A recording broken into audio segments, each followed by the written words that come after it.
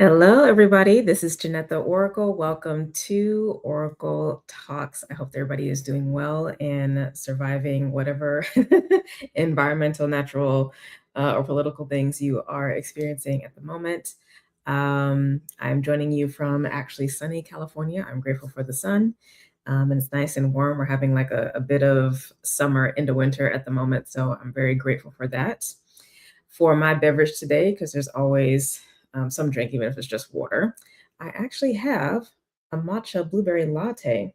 So I had some leftover blueberry compote that I had made for a separate dessert. So I was like, let's try this because I've only done the strawberry. But yeah, we will see how it is. Mix this up and give it a taste.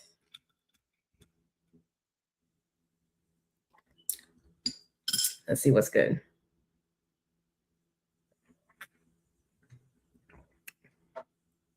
Not too bad. The blueberries are not really sweet. Like I don't make a sweet compote, but it's cool. I definitely prefer the strawberries, but this works. But anyway, happy Friday. Today is Friday. Yes. Happy Friday to everybody. Hope you're doing well.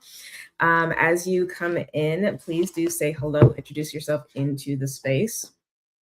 Right, let's have manners. Say hello, let us know where in the world you're joining from and what, if anything, you might be sipping on. And also share how you might be feeling. I'm definitely feeling good. I have the day off in quotes, but obviously I'm working because I'm here. I won't say I'm like always working, but more often than not, I am usually working in some capacity because that's just me. But oh hey, welcome. And yes, drinking water. Okay. You joining me from employment or you have the day off as well? Also, happy pre Black History Month. We still celebrate Black History Month over here. So for those of you who might be new to my channel, I am recording here from the US. So, the jokes will be US based jokes.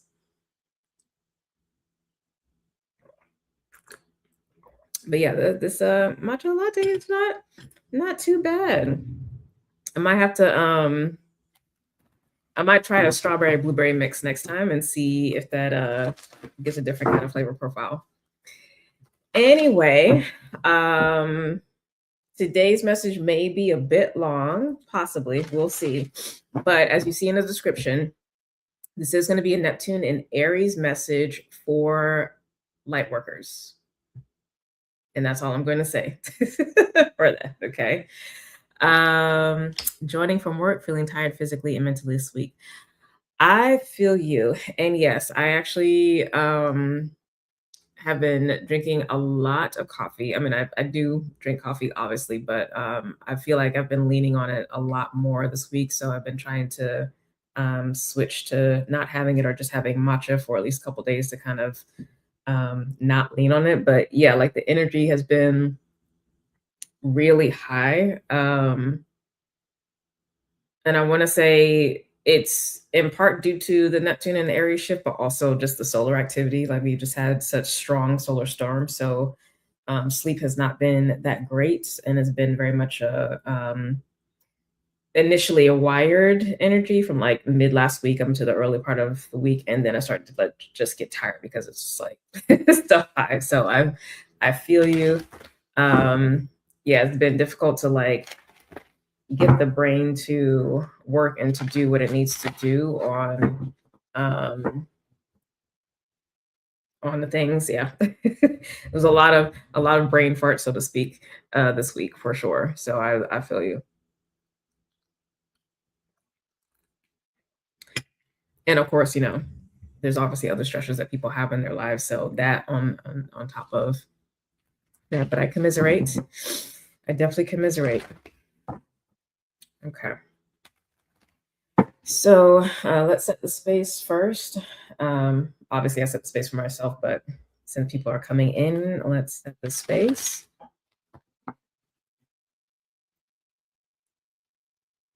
So sit up nice and tall. You can have eyes open or closed, doesn't matter. But if they're open, just pick a spot in front of you to stare at.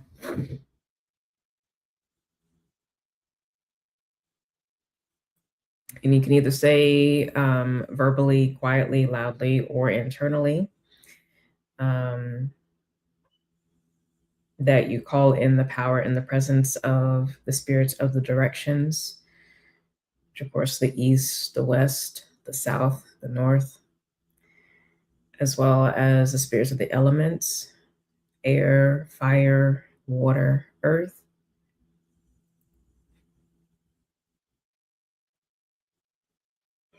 along with your elevated and beneficial ancestors, your personal guardian angels and protectors,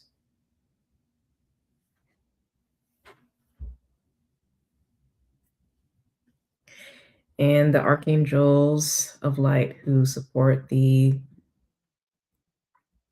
beneficial development and raising of consciousness and love energy in humanity. Archangel Michael, Archangel Raphael, Archangel Gabriel, Archangel Uriel.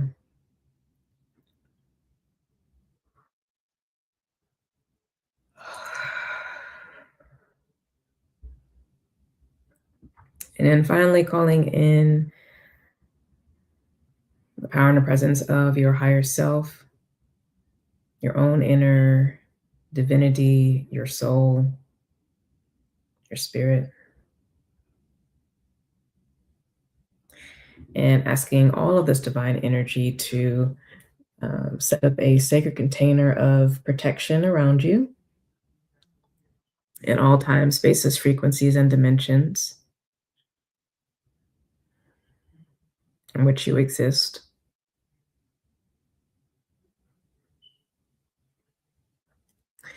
And to balance and harmonize your energy to help you be more and more aligned with your higher self.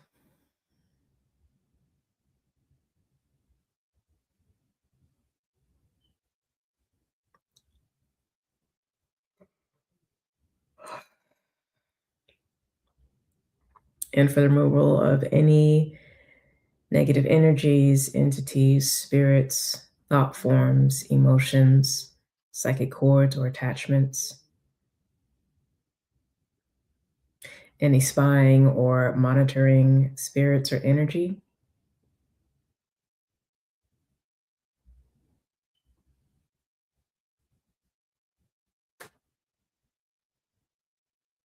and the neutralization and reversal of any black magic or curses,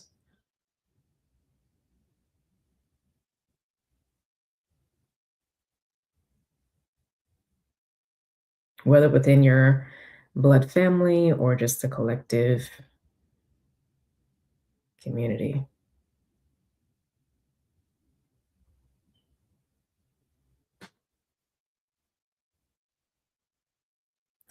And as for the purification, the sanctification, the elevation of your soul, your mind, your heart, your will, your body, your spirit,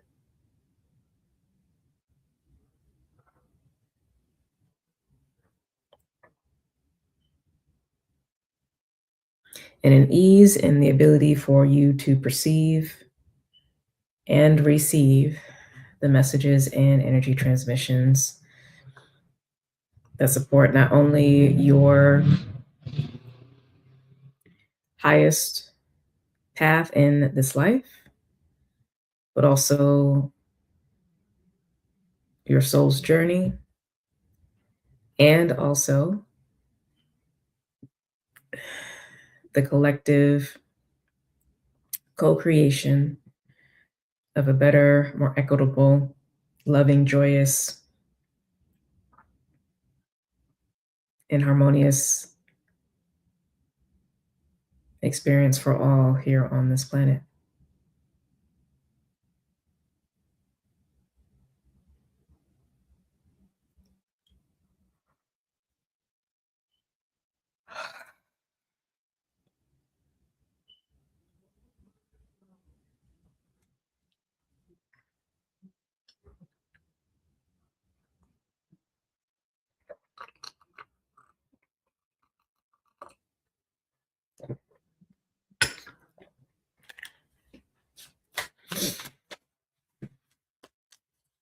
All right, so I was already checking in with Spirit beforehand, discussing what was coming up and what I wanted to kind of touch base on. So like I said, this is a message just for Lightworkers. If it's for you, it's for you. If it's not, it's not. It's totally fine. But it is for that, and it's for that Neptune and Aries energy specifically. I was having a difficulty initially, even after last week's Oracle talks, just kind of thinking about what I wanted to get into, and the distinction had to be made between Neptune and Aries message versus like a full Neptune cycle message, which is a really big message and really difficult to kind of collapse into one thing because the whole cycle is Neptune in all the signs. So it's just like, yeah, it's a lot. So yeah, I took that from Spirit. I was just like, okay, let's actually just focus on Neptune and Aries.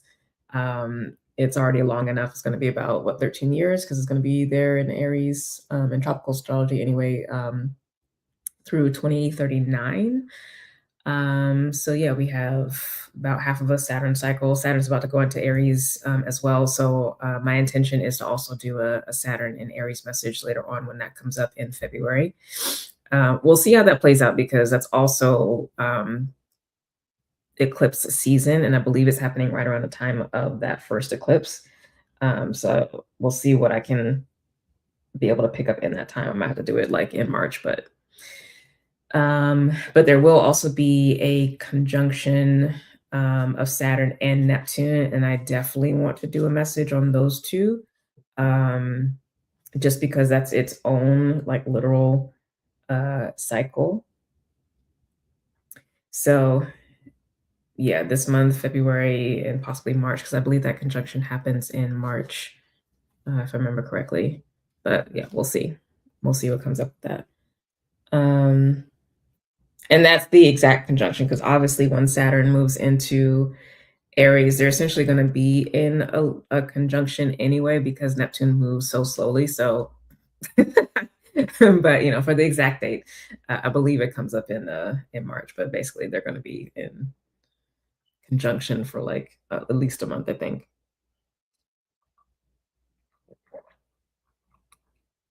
If not longer. Okay. So,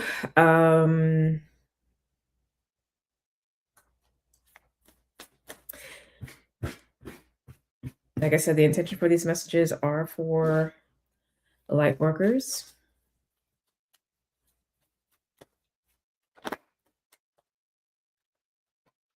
And Neptune and Aries.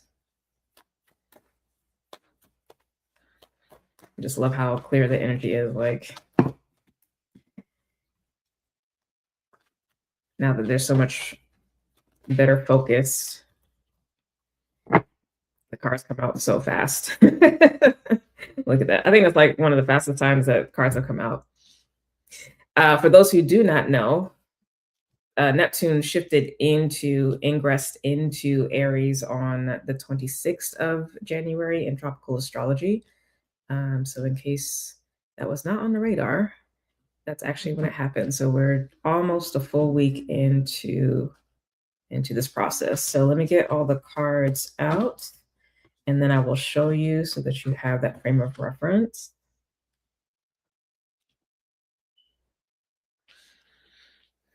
Now, I will say, because this is a message for light workers, it is the best way I can say for right now without giving stuff away, because I don't want to give away everything that I was discussing with Spirit for a particular reason. But because this is a message for light workers, there are a lot of messages that are going to be conveyed in what I'm saying.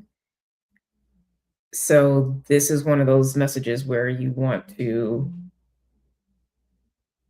really pay attention to and possibly rewatch a few times.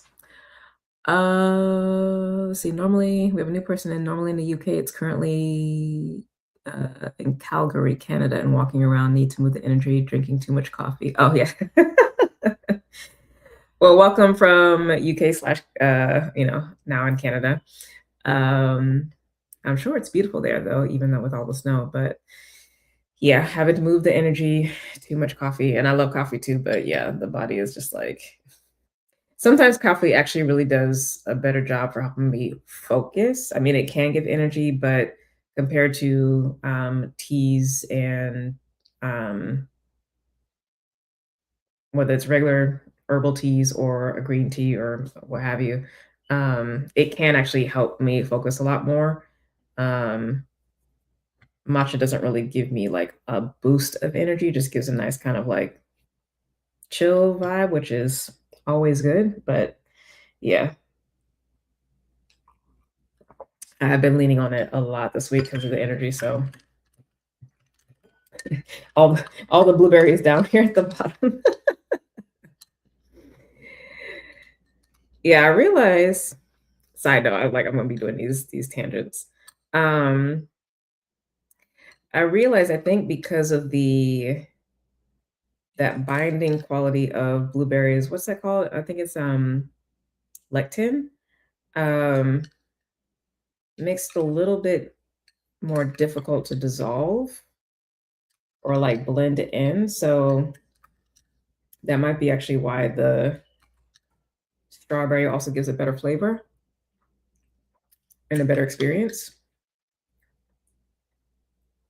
Yeah,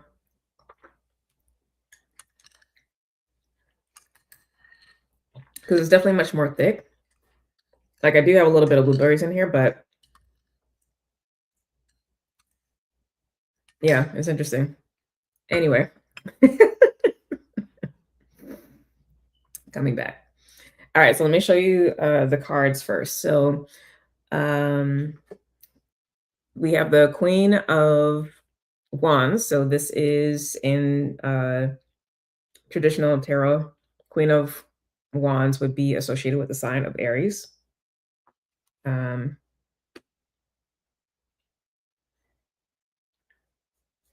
the queens are the cardinal energies, and it's Wands is fire. So cardinal fire is Aries. For those who are not that familiar with astrology.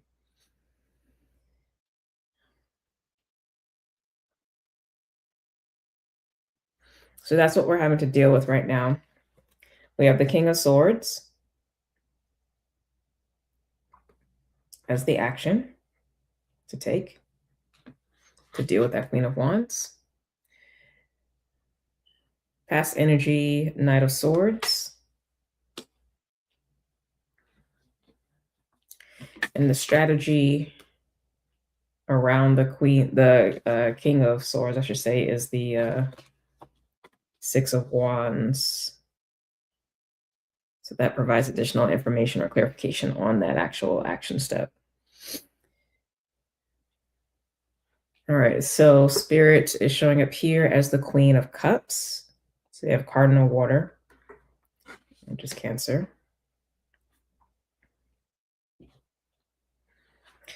Where we have a lot of strength, but it also can be a hindrance if we lean on this too much. But strength is the Emperor card, which is the greater fire. Okay.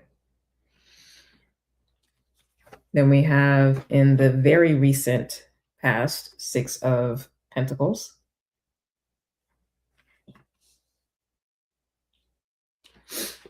And very distant past, the Princess of Swords. So we have three of the swords cards out so far. Three of the court swords cards out so far. We are showing up as the Knight of Pentacles. And in the environment, what we're facing, other, what have you, Six of Swords, excuse me.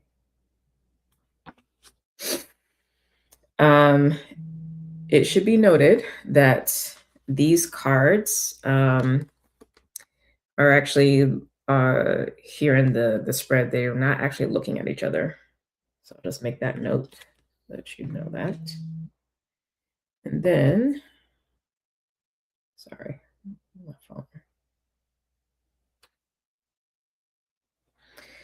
Then here in the center, the heart of the matter is the Eight of Swords.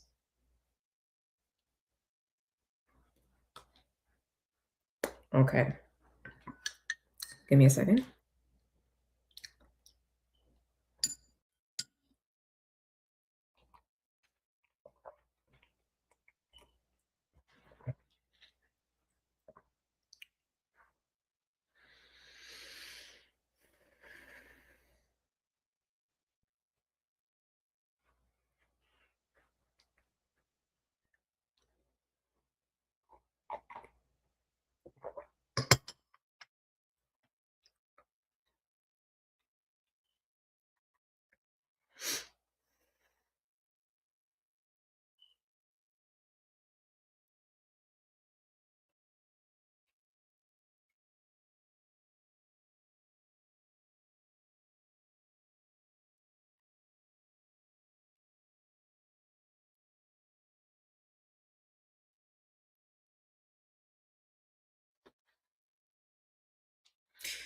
So, given that this is the heart of the matter, the Eight of Swords, it's definitely not a pleasant energy. Let me actually, I forgot what the specific message is in this deck for this card. Okay.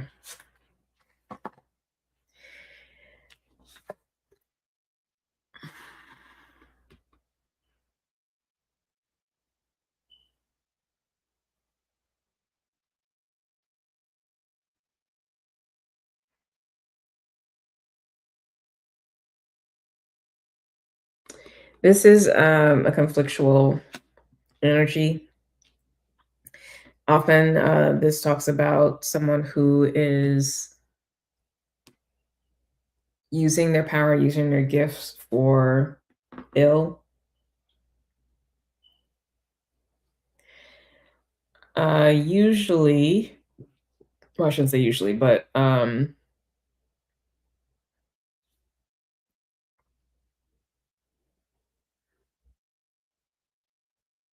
well, it can be known enemy or unknown enemy, right?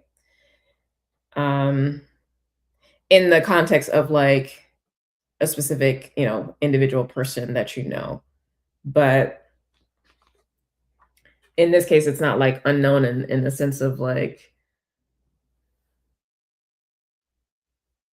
there's a lack of awareness of this kind of thing existing. So this is known in general, right? Welcome to new folks coming in. Please do say hello in the comments.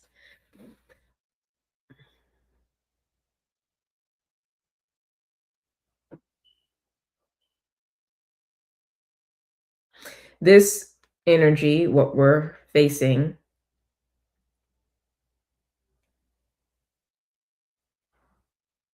or what we're being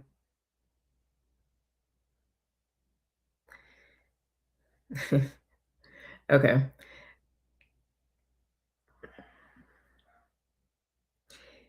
This is just one of those facts or just aspects of life that have to be accepted, that this exists, whether we know this or not.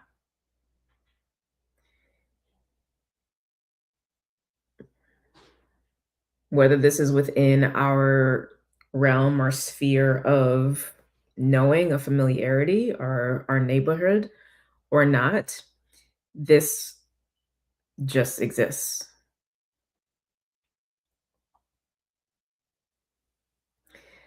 And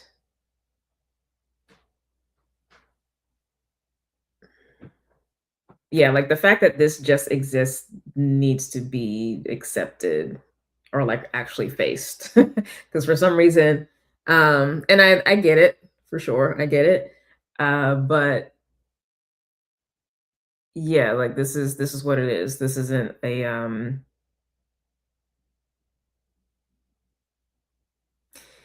there's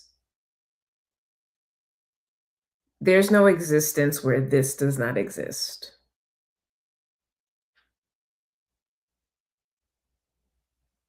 Now, whether this is directly impacting you or us or not is a different thing, right? But the fact that it exists is par for the course because existence is existence, and this is part of that. So this exists.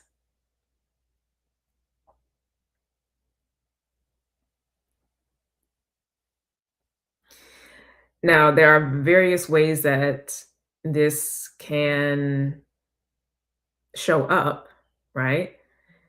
This can be jealousy, envy, a desire to kind of latch on, um,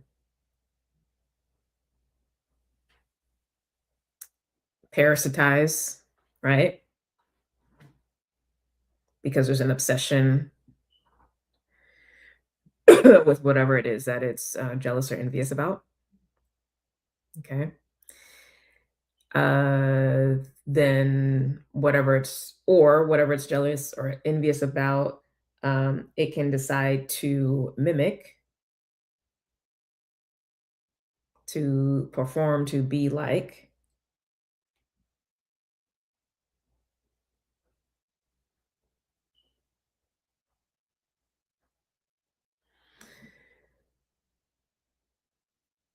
As another subset of that first paratization one, that can be a literal like um, wanting to use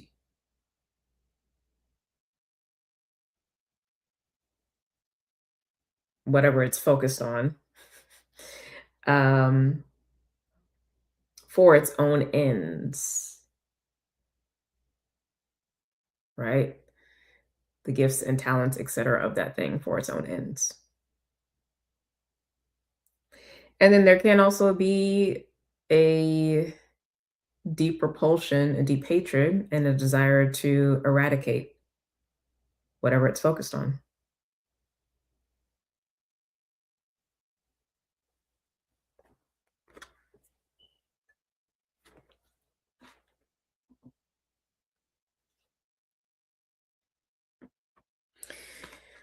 So essentially there's these three ways that's coming through right now of how this energy can show up when we come across it. So it exists, period, and that fact we have to accept. But varying degrees of paratization, parasiting, um,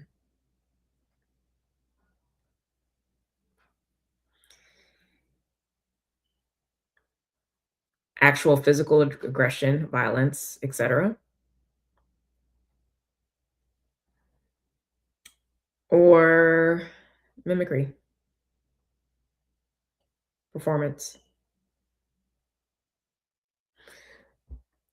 It's all coming from essentially the same kind of source. Those are different ways that this can show up. Okay.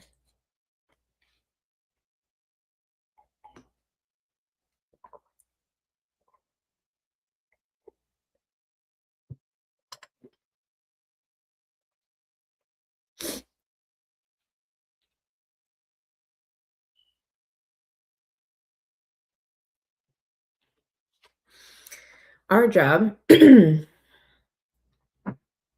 Now, I will say with this in general, this is in invariably always diametrically opposed to um, anything that is interdependent, harmonious, balanced, equitable, right?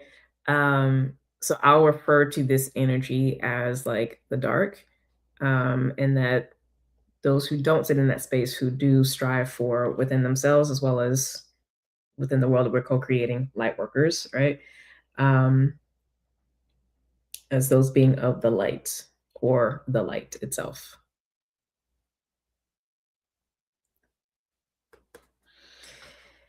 So for those of us within the light, this King of Swords energy, coupled with the Six of Wands, is what we have to do in this regard. We're already showing up as the Knight of Pentacles. Okay. The King of Swords represents discernment and objectivity. It's being able to take a step back and assess things. This is it often is referred to as the Judge card in tarot, if we're talking about like legal cases and things like that. The Six of Wands refers to victory, but it's victory in the face of a particular conflict or battle that you've had to deal with, whether internal or external.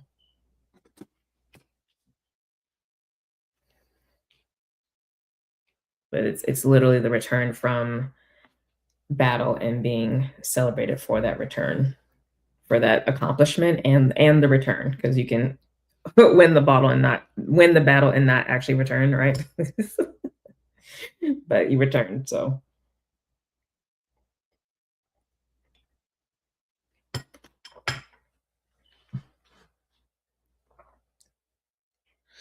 what I find interesting, actually, before I get more into this King of Swords, is that with the way that the spread is situated and where the different characters are looking, the King of Swords is actually looking to this opposing energy, or the opposite environmental energy, with the Six of Swords. I remember at the beginning I said that that energy and how we're showing up are not looking at each other.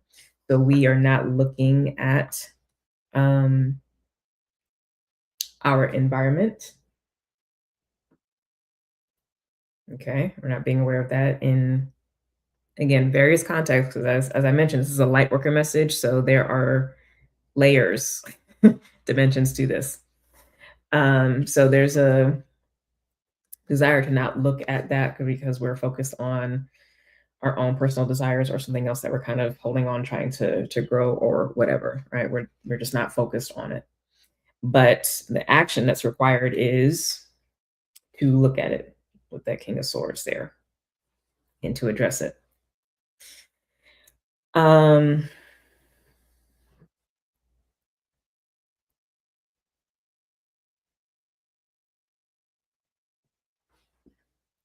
Okay, so this is very much coming through as kingly power for me right now. There is power and authority to direct energy, direct focus, direct resources, direct the flow of this greater co-creation towards the light.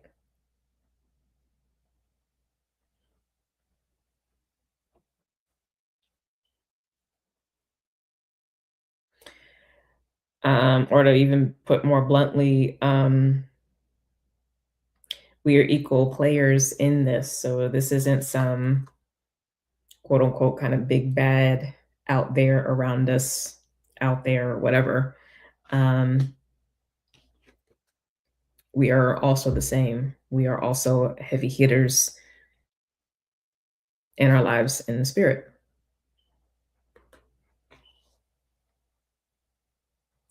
So just as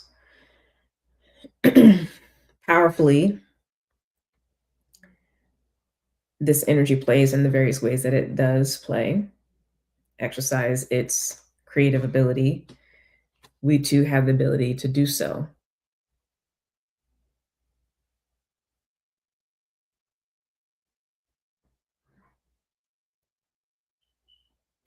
And it also doesn't necessarily have to always be a reaction. It can also be proactive. Although the kings are fixed energy, so they are propagating in nature. So propagating the light.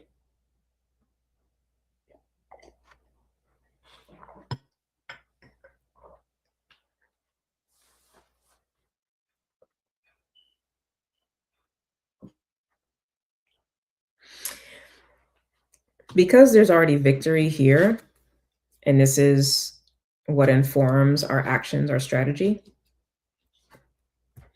it means that we already have the experience and wisdom on how to deal with the dark. I'll just, again, say that collectively. We already know what works. And so we can just do what works.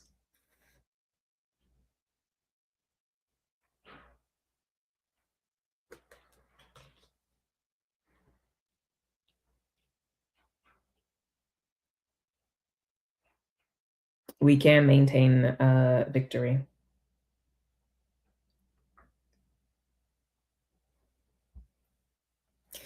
Now, very recent past, we have the Six of Pentacles. This also is a card of success, although it's not necessarily post battle, but it's more so balance, harmony, etc. But it is, again, another success card. So that is recent energy as well, too. So, again, double six here, related to success and forward motion. Like, we already know what works. We're not at a loss. We are very aware. So we can do that. We can handle that.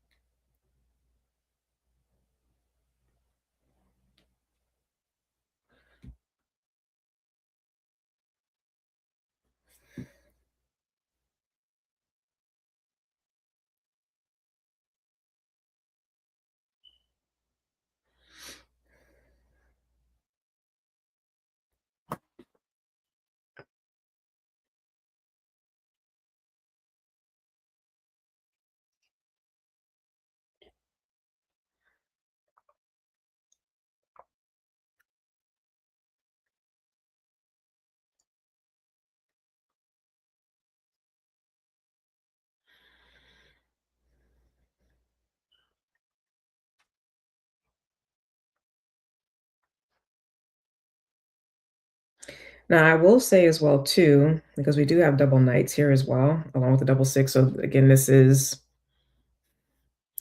conflict energy.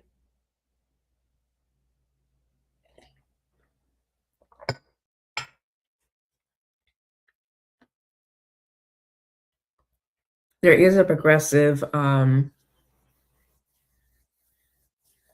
level of engagement. So in the deep past, we started with the Princess of Swords. And then a more recent past, then we got to the Knight of Swords.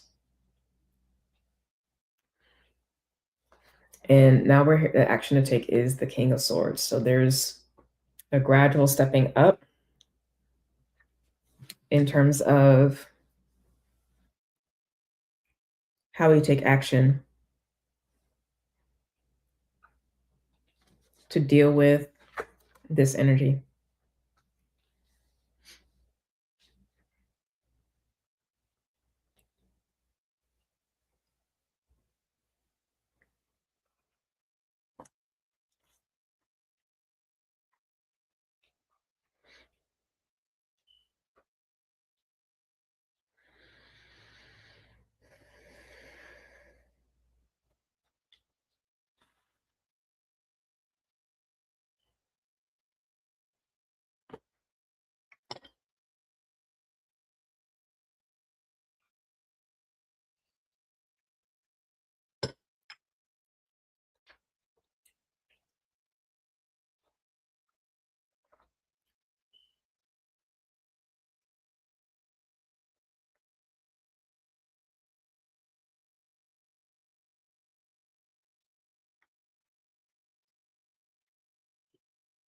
So this stepping up of how we show up in terms of this action or these actions to take during this time. And again, this is the Neptune and Aries message. So it's the longer term message, right?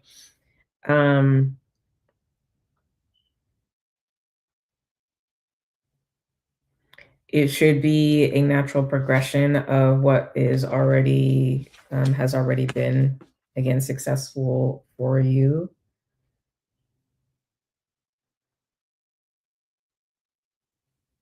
for your groups, what have you.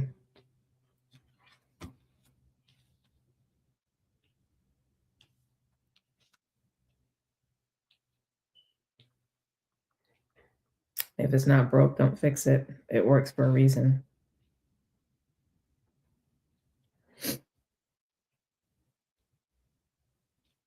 And then, of course, those places where it doesn't work, then you can make adjustments. But Um, yeah.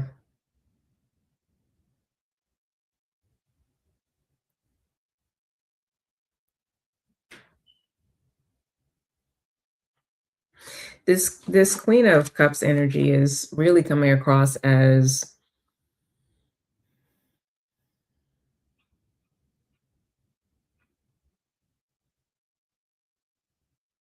the witness. So the great spirit, great divine consciousness that just sees, is unperturbed by the play of polarity, right? Um,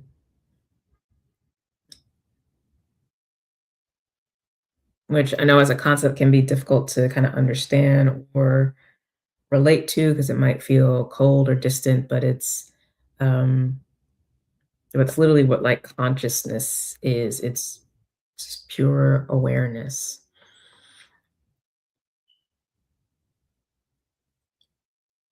That's what this is feeling like with the Queen of Cups. Normally, that kind of clear awareness I would associate it with a swords card, but that's not what is being transmitted to me. So this is what's coming through now with this. So, this energy is watching existence, the polarities, dance and play. But the fundamental foundations, the stuff that even the play is happening with, is just the silent witness.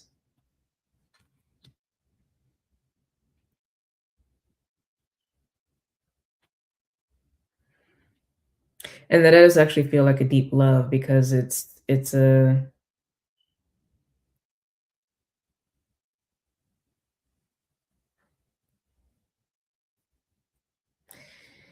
this energy is still providing itself and its resources to that which it births, that which it nourishes, right? But the fundamental difference between the polarities is one actually seeks and consciously chooses to drink from this well, to commune with this, and one does not. Hence why one behaves in an antagonistic way towards the light.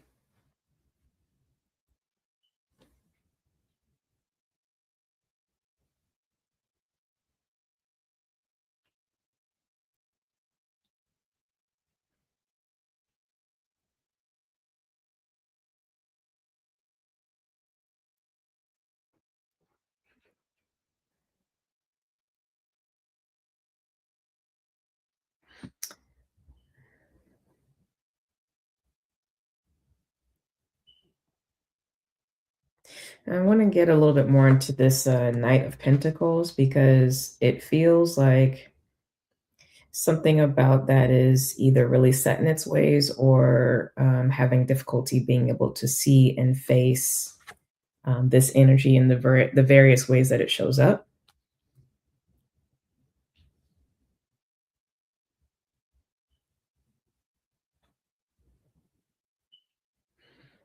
That on some level, it's not getting it hasn't been getting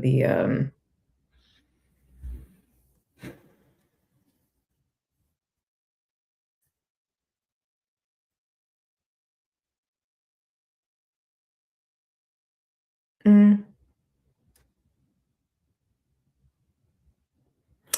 I'm about to say like just not getting the message, but the messages always come through and they're always being gotten, right?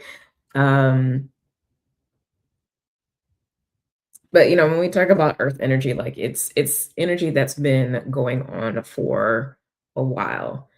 And obviously Neptune has gone through the whole cycle of what we use for the tropical astrology. Um, So that's 165 years approximately. It's been a long time. And now we're back to the starting point, so to speak, based on our system, with Neptune being in Aries. So it's like, yeah, when you have this momentum going in a certain way for so long, like uh it takes a minute to kind of be like, oh wait, I'm back to a similar region of the sky, or not even, I won't even say that. I'm back to this archetype because we're never actually back to the same space because we're not only moving as a greater solar system body as Earth, um, but the galaxy itself is moving. So we're literally never in the same space. Like each time space coordinate is actually always different. um, so similar themes, but again, we've went through this journey, and now we're here, and this consciousness is available to be relayed or be reaccessed to again. And there's both medicine here as well as a message here, which is part of what's coming through, or a lot of what's coming through in this message.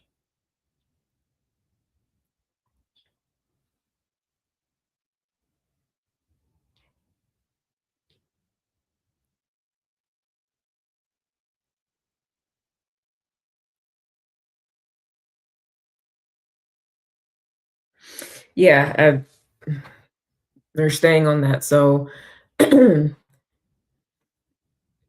important to kind of look at where that calcification is occurring within the mind and perspective, etc. Um,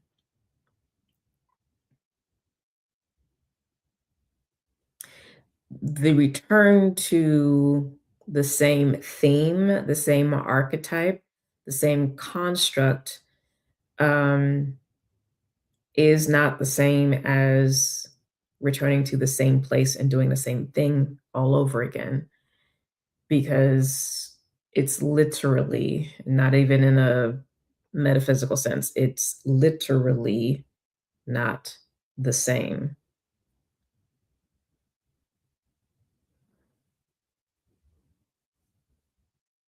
So, you know, to put this in the context of, Earth and sun and galaxy, it's been billions of years, right? Of, and even countless rotations of perspective of seeing Neptune ingress into Aries. It's actually been more than that, right? It's probably trillions, if not more. And each of those ingresses are unique.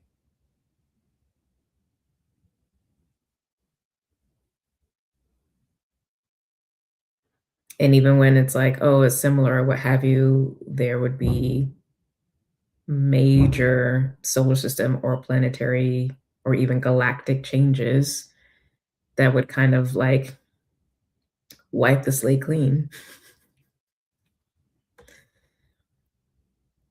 Yeah, it's all different.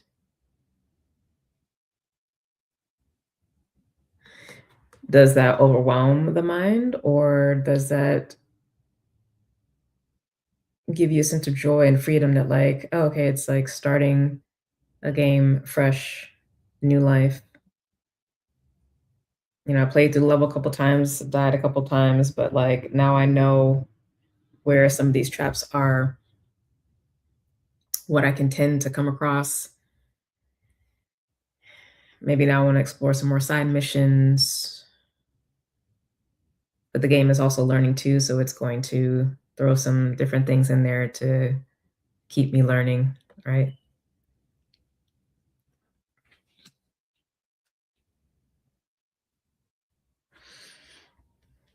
Let me get a little bit more on that.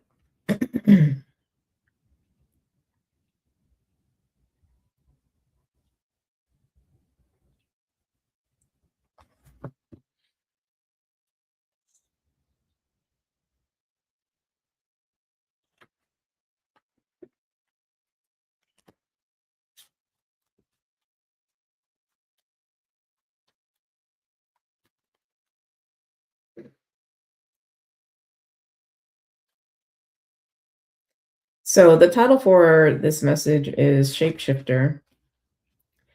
Shapeshifter is not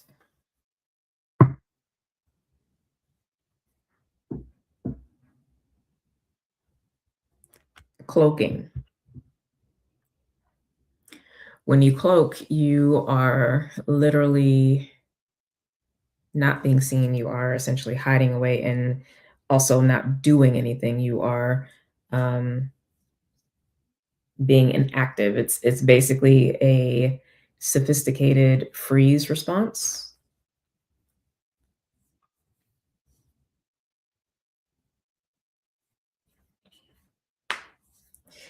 It does have its purpose and it is useful in really dangerous situations, but that's not what this is. It's being relayed. Shape-shifting is being seen and actively engaging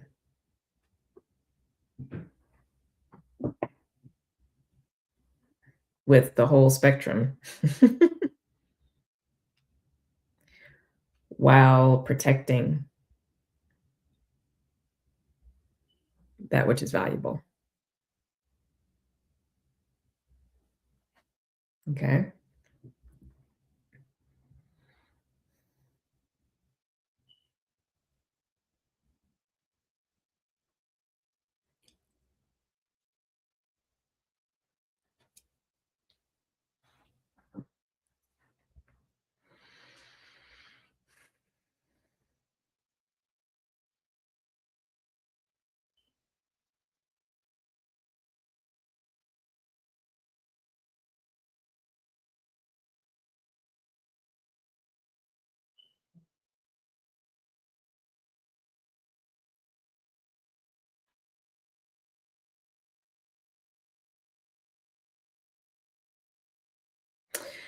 I got some clarifying cards for this Knight of Pentacles, and it's very much giving war wariness. War wariness. And my accent's a little hard, so WEARINESS, wariness, war wariness. That's the vibe.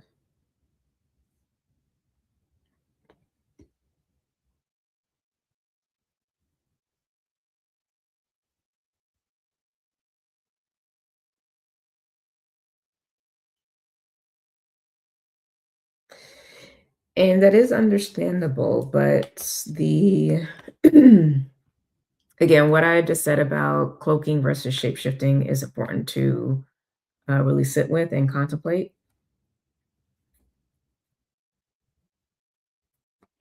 Because the engagement with the process, King of Swords, is important.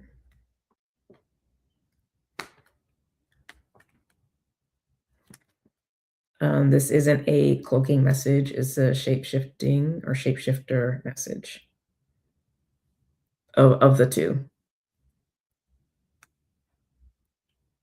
Meaning stay engaged, stay involved, stay active, stay in the mix.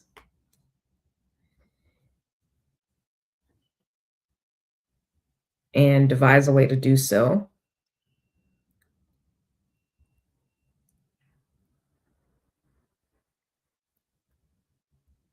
That doesn't require you being at war, i.e., direct conflict.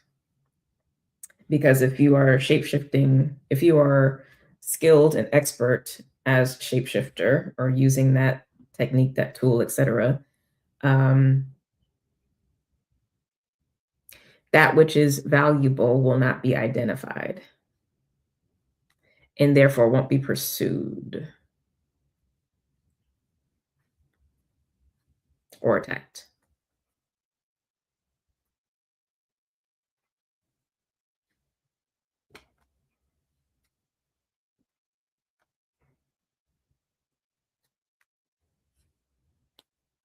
Now, it's not an easy thing to do, and, there's a level to the degree of shapeshifter that you can embody until it actually, like, becomes antithetical to who you are, so whatever that is and whatever that's gonna look like is gonna be different for different people, but, um, this engagement, this tactic,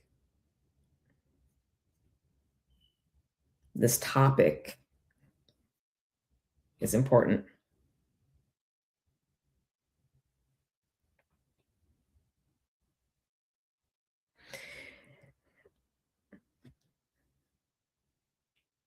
because this has relevance to not only your personal life and more, kind of quote unquote 3D considerations, but also in the spirit, because this is a light worker message.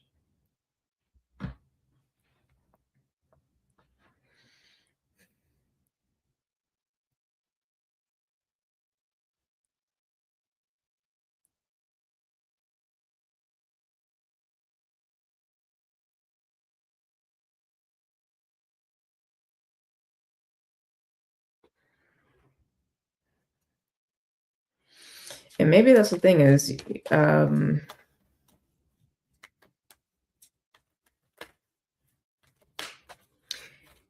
maybe part of the struggle for this energy for us in this space is not knowing how to work with that energy of shapeshifter, that embodiment, that tool, um, without feeling like a lie or disingenuous or what have you.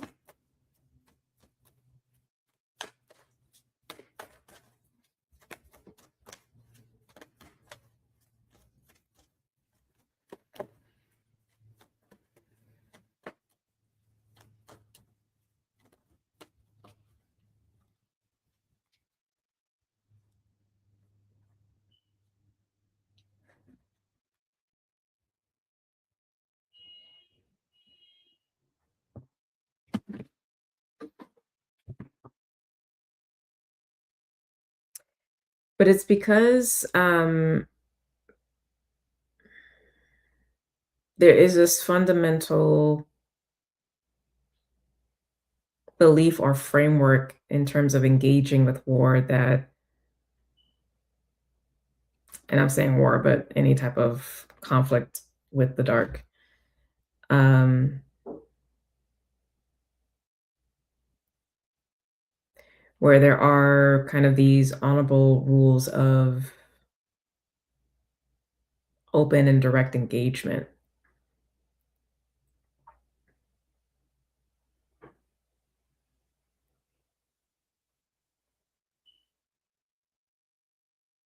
And that if it's not that, then it's like dirty or underhanded. But this isn't um, this isn't an espionage message, right? It's not about um,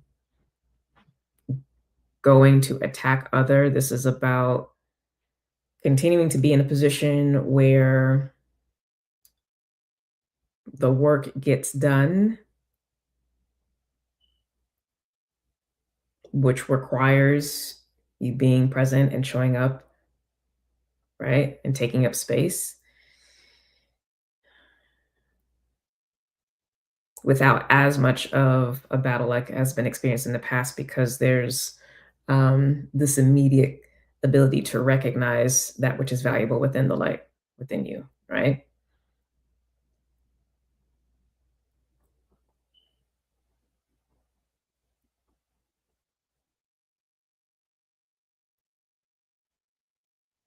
There is value in this, and there's value in this for a reason, and it has to be, again, sat with and looked at.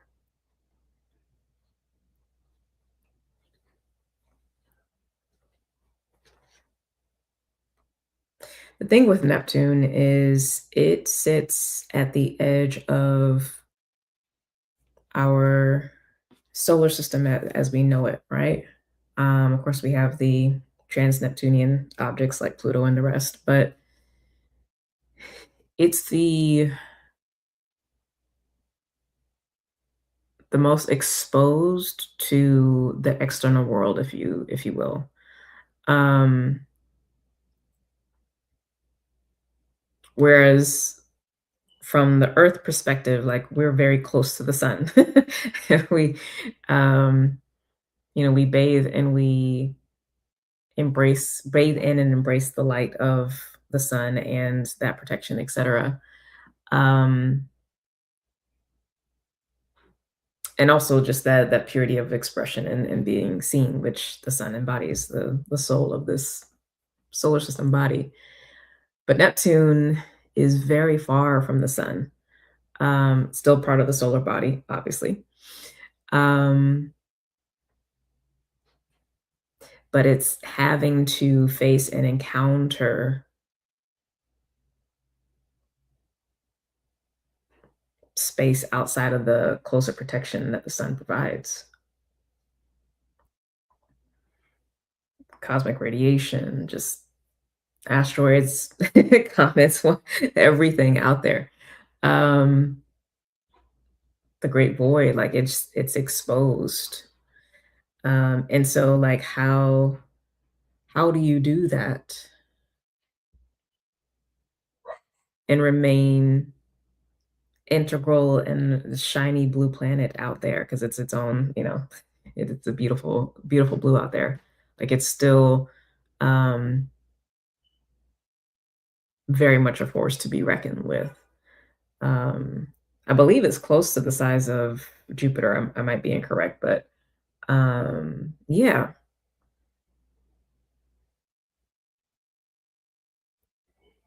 So these are the themes, right? It's like maintaining the truth, but also in the midst of just everything, positive, neutral, and negative. And so this quality here is a component that is available that is being brought front and center specifically for this transit for the light workers. I mean, it's for everyone, but again, this message is for um, the light workers. An option is not being given to cloak and to hide. That's not what this transit is about in any way, shape, or form. It is essentially a call to action, and that's kind of what I was picking up with the Emperor card here, because it felt like initially this is kind of like a potential energy, and it's waiting for the call to action to move, right? To take action in some regard, the Emperor here. Um,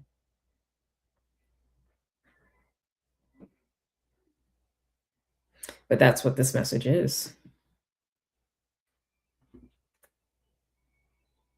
And the thing is, with the Six of Swords here as representative of the other, the external environment, which is the collective of, again, existence, this energy is not looking at us.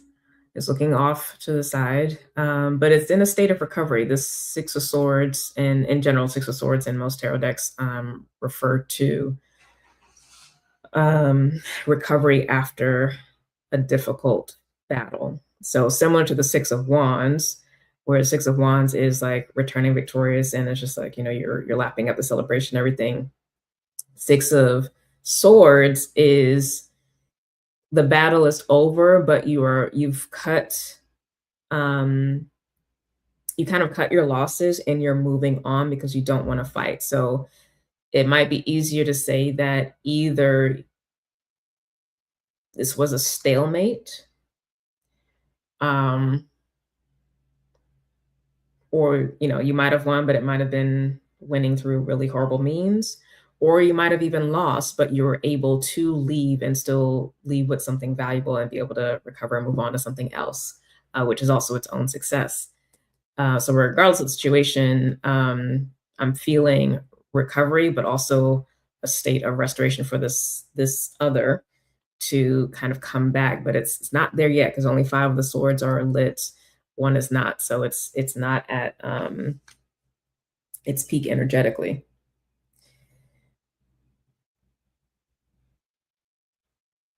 So in general, again, because it's for this transit, for this 13-year period, this means that there's more ability to show up, take up space again, push the the light agenda forward, because the dark is actually, I'm hearing the word specifically, unstable.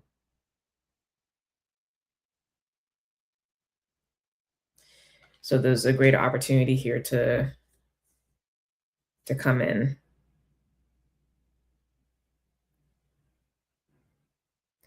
And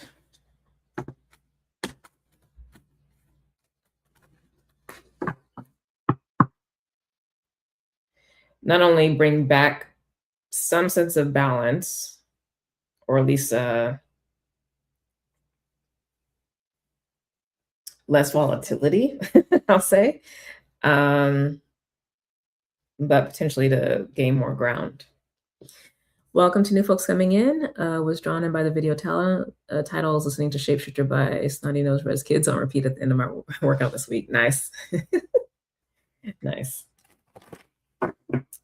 Welcome, welcome.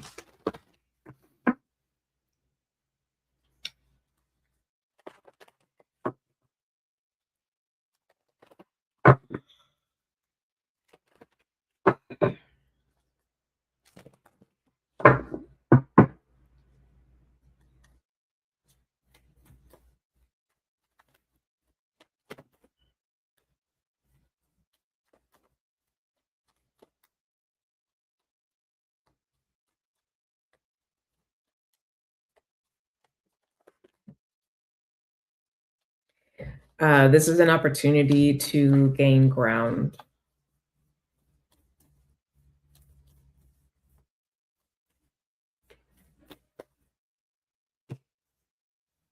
Yep. Whew.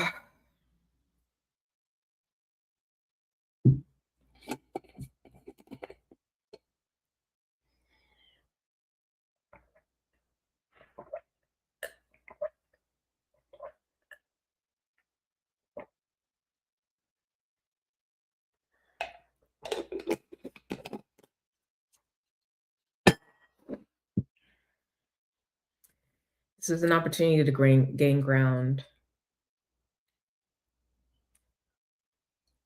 Because again, the dark is unstable at the moment. And when I say at the moment, again, it's in the context of Neptune's transit through Aries.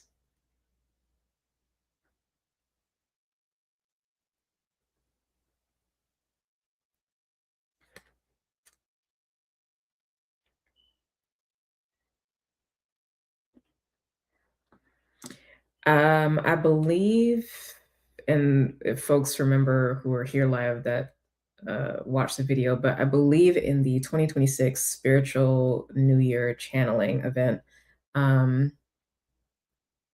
was a message coming through around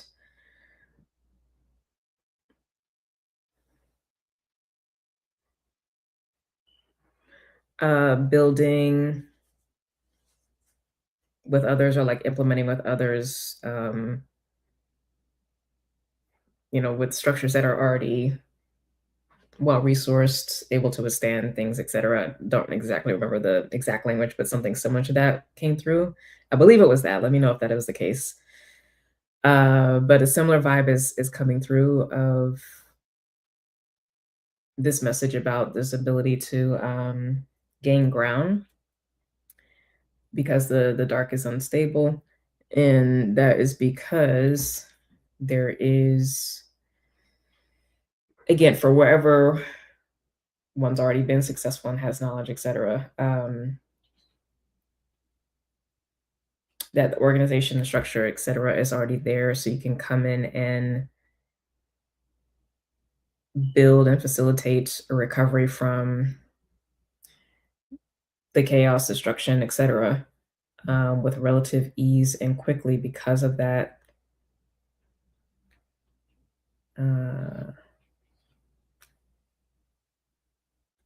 that propagation of the light work that's already been done and established.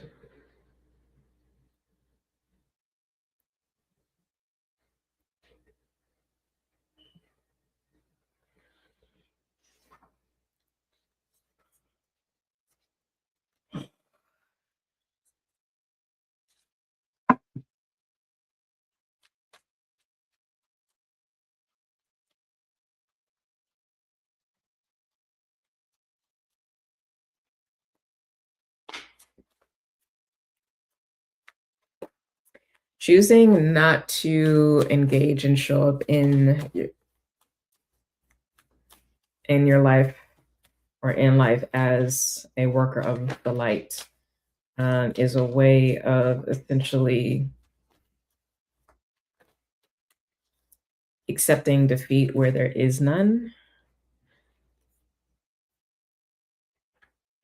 So essentially giving up the victory that has been hard won already.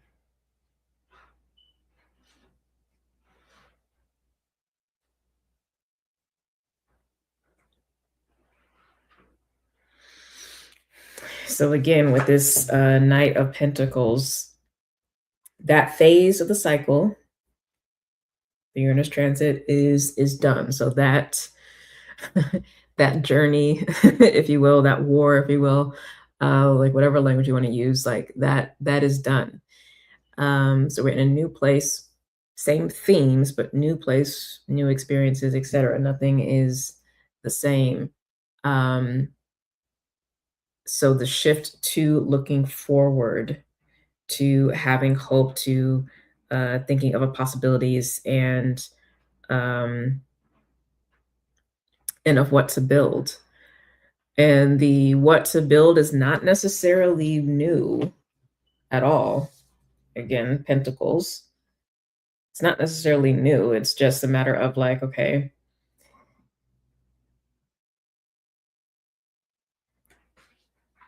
now that dust has settled or is in the process of settling, putting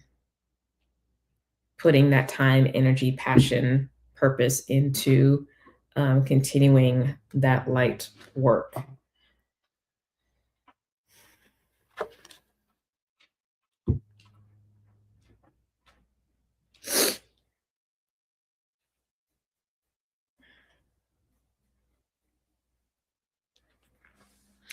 Any questions so far?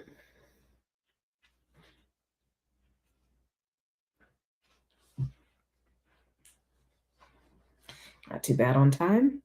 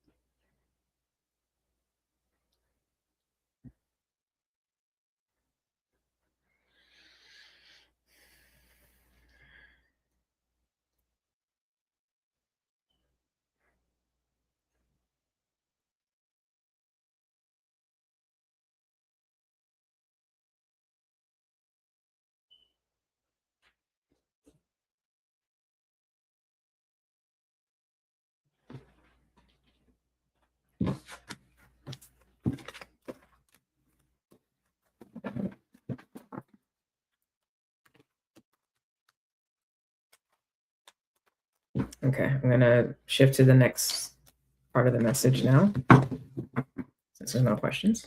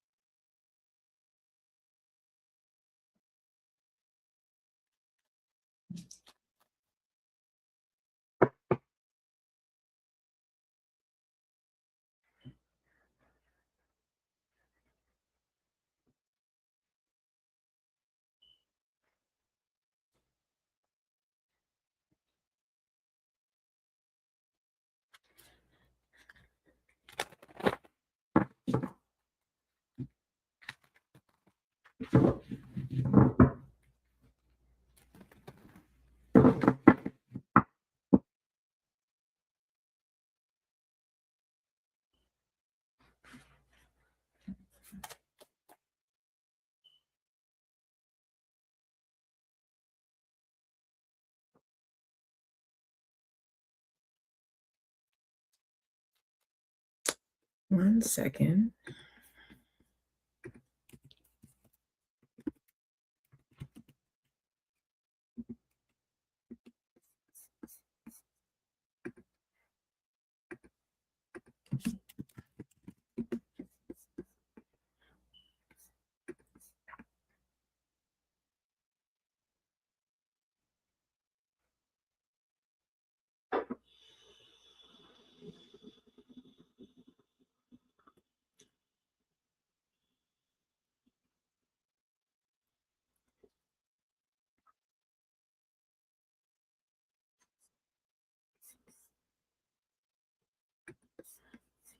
Okay.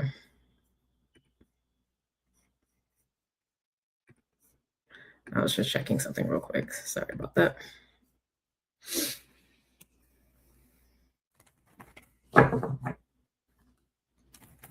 I was checking those dates because that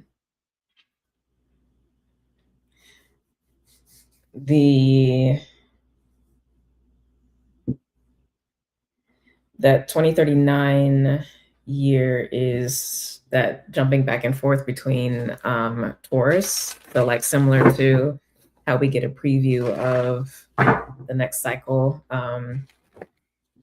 There is going to be that retrograde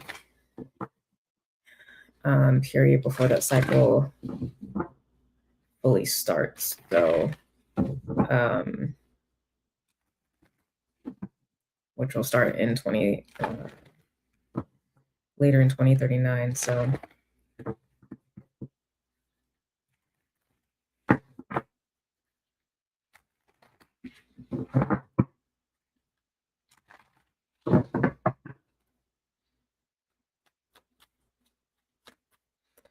actually, let me make a note of this real quick.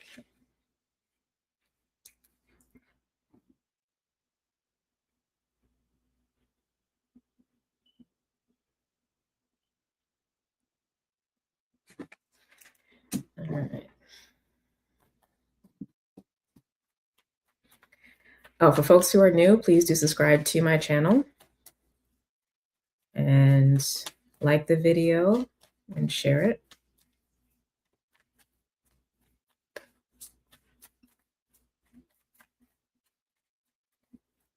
Please and thank you.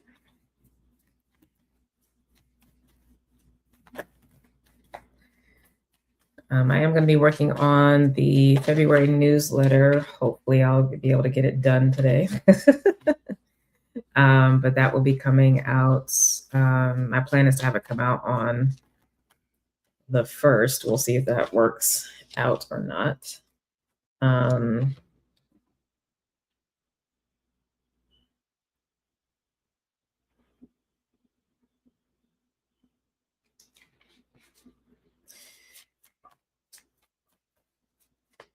But yeah, if you haven't already signed up for the newsletter, the link is in the description below.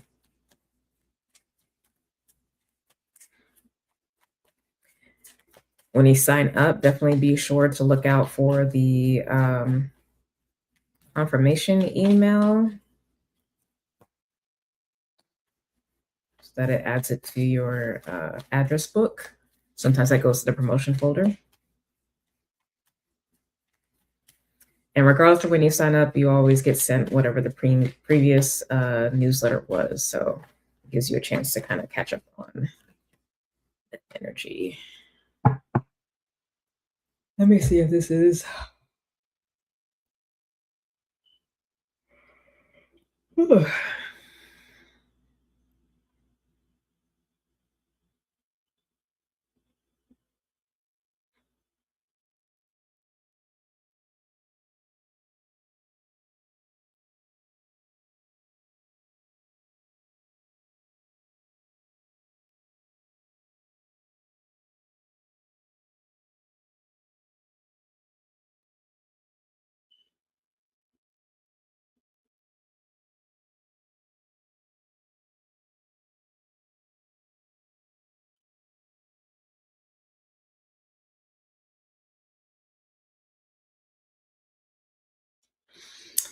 No, I'm gonna change this up.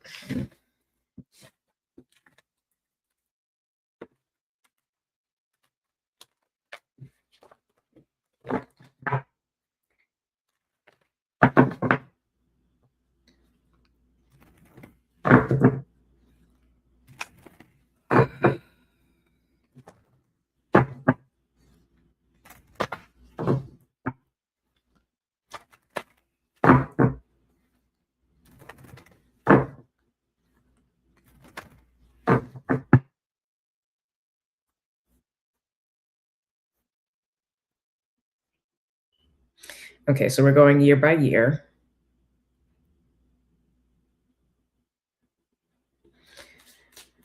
So 13 years of this transit.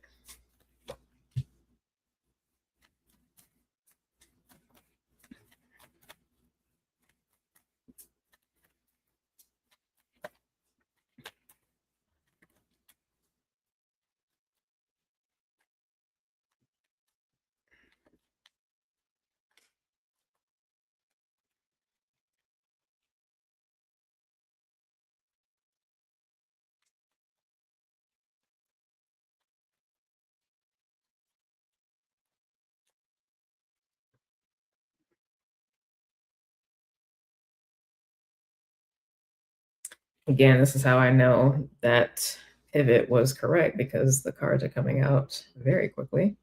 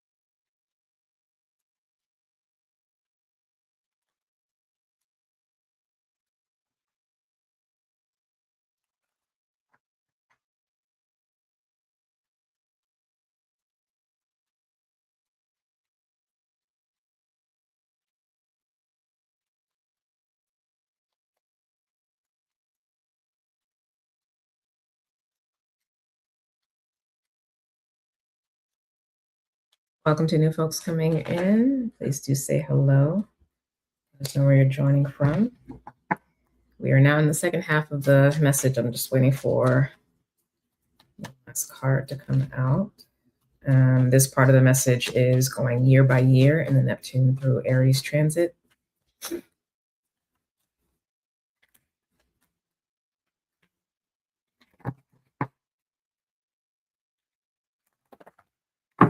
That one's taking a minute, so I will get that at the end then until I get all these messages out. Okay, so starting with this year, 2026, or the beginning of this transit, right? The first year of this transit, we have the Eight of Pentacles.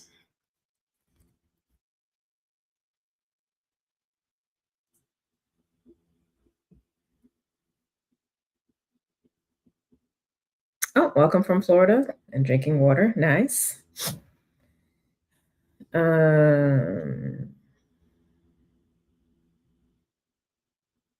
So yeah, this is definitely a building energy. Now, if you notice in this card specifically, there's 8 pentacles on the ground, and the dragon is putting energy, resources, time, momentum, etc., into catalyzing, giving growth to these pentacles, fire to them, right?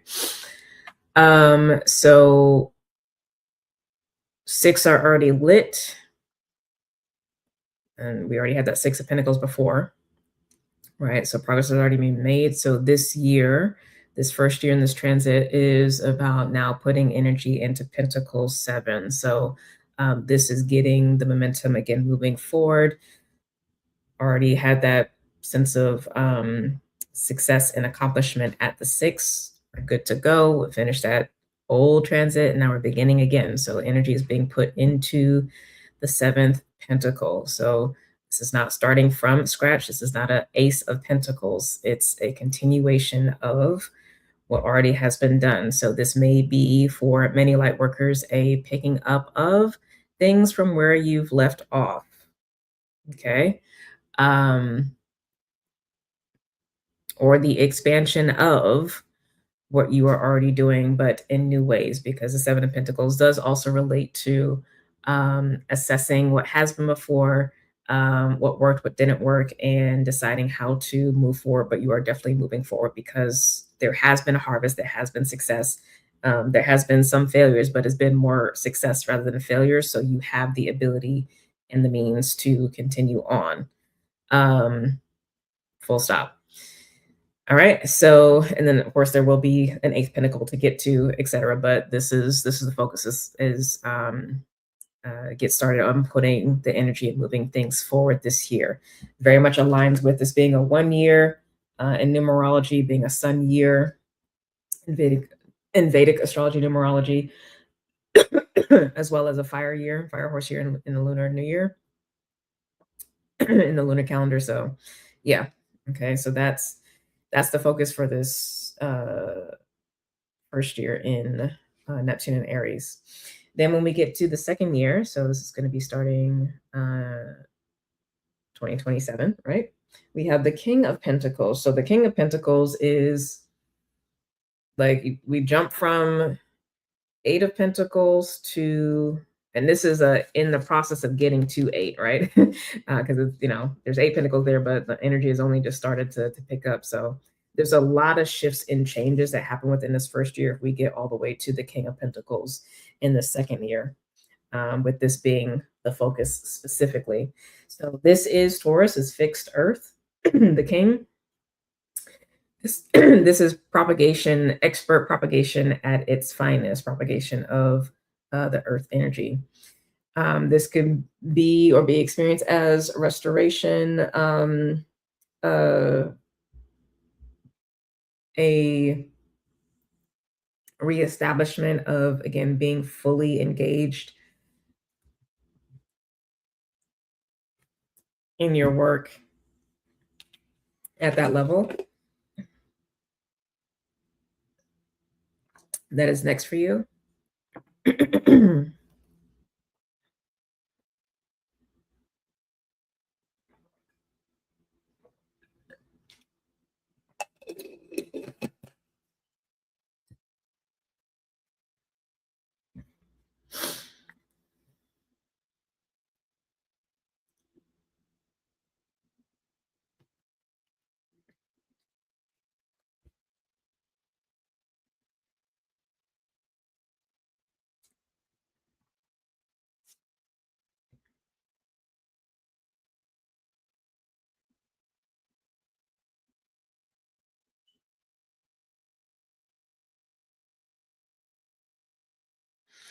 Yeah, this is feeling more like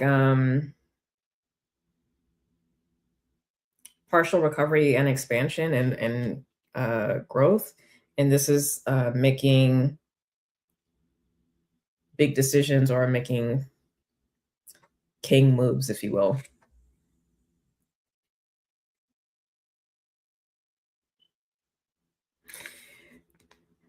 This is, of course, being seated in your position,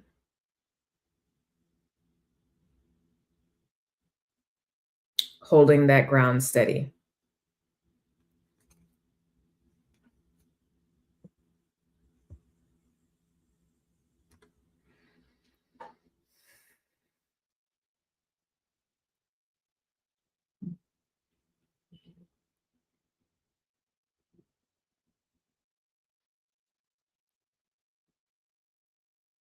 But that is very much focused on growth.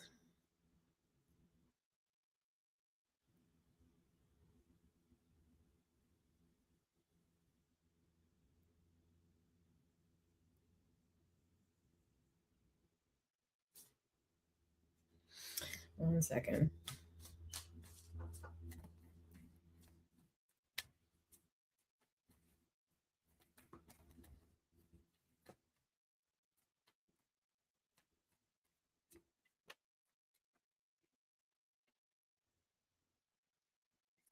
Oh yeah, okay, so that's what I was picking up. So there is a bit of when you get to this place, which is essentially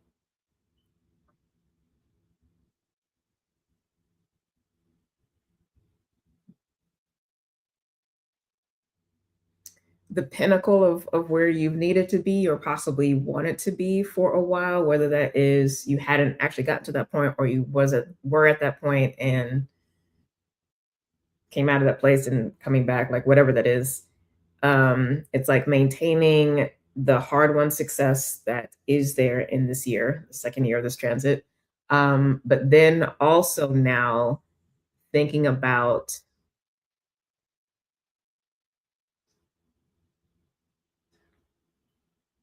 the new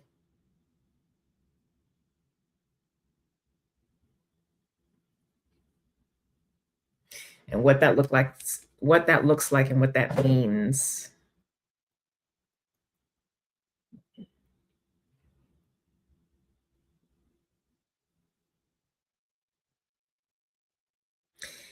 And also how to protect what is there because you can have the good thing, but part of making king moves or king's decisions is setting things up, organizing things in such a way that they are protected or as protected as possible. So there's a lot of considerations with this. This is very mature energy, very different from this one. Not that this is immature, but this is head down, elbow grease kind of vibe with this Eight of Pentacles. This one is like, okay, I'm here now. Things are working. It's cool, great. How do I best preserve this? How do I continue to propagate this? How do I best protect this? And then what, if any, new ways of expansion, growth, innovation, et cetera, do I want to consider?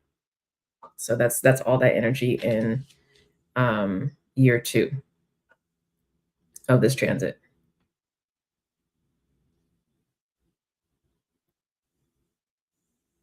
This also is feeling like a solidification of who and what you are and your gifts, and knowing what is valuable, what's to be protected versus what is frivolous. This may also speak to mastery in that shapeshifter role as well, or the shapeshifter actions in dealing with the dark.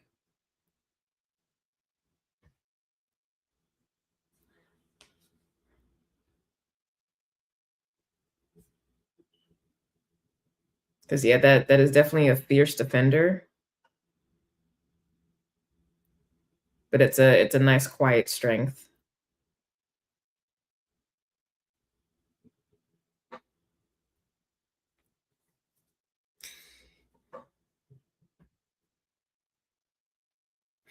The potential danger with this one, I will say, because this is not leaving me yet, is thinking that you do have to do something new or shake up what is working, and that's not the case. So, um, this is Taurus energy for a reason. It's not impulsive. And just because there are a lot of options to take doesn't mean that you need to take them, um, unless it truly is something that is going to support the propagation of the light work, i.e., the co-creation of a more equitable, loving, abundant life for you and the world at large.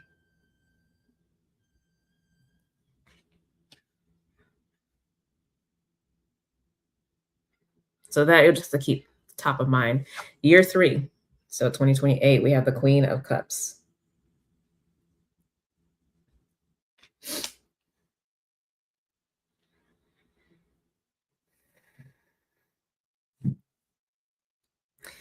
This feels like spirit speaking and possibly, yeah, this feels like this divine assignments coming through. Possibly new ones, or again, scaling up or expansion of assignments. So these first 2 years is solidifying, strengthening, um, expanding either the first divine assignment, um, or the first part of the divine assignment, I guess I should say, that you have or that you've been given. And divine assignment for me is literally tied to gifts. Now it can also be like, go do this thing as well. But not necessarily everybody gets that. Okay. Um, but gifting is gifting, and that's divine assignment. So that may be that, and then there's an actual like assignment that comes through for those where it's a new like thing, which could be new gifting or new action to take. For others who already have a pre-existing one that they are been spending these first 2 years recalibrating and bringing back up to a position of stability, etc. This would be either an evolution of that divine assignment or possibly a new one. Whatever the new one is not something that necessarily would be there to, well, I'll leave it at that. So, I don't know what that's going to entail. Okay, so for year 4, this is 2040. No, 20, 2030, 2029. We have the Queen of Swords.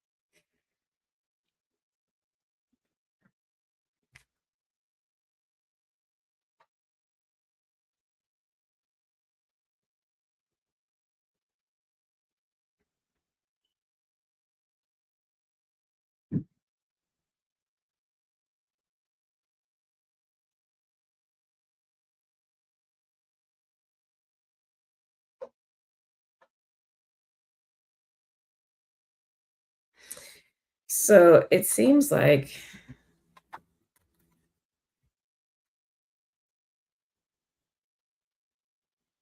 the messages start coming through in spirit at the deeper level, at the causal realm, and then the clarity about what that means and what that entails, development of strategy, etc., is what happens in this fourth year. Like deciding what to do and then beginning to take strategic action around that. But this feels more like actually beginning to take action at this third year of the process. Feels like it's gonna be a while, like different waves of this information and intel coming through that we either get in one kind of download inside, or that there's like levels to it, depending on what it is and who it's involving. But definitely within this fourth year, there is clarity and again development of strategy and assessment of like what that means, what it looks like, and how to move forward with it. So that fourth year seems to be more of a planning year after the third year of information coming through. The fifth year, which is going to be 2030, which will be my 50th year, God willing. We have the High Priestess card here. So this is very much taking action in secret. So this is doing the work behind the scenes that literally no one knows about, or doing work in a way that, or in situations where there's not necessarily a lot of eyes. You're not actually trying to hide anything, but it doesn't actually require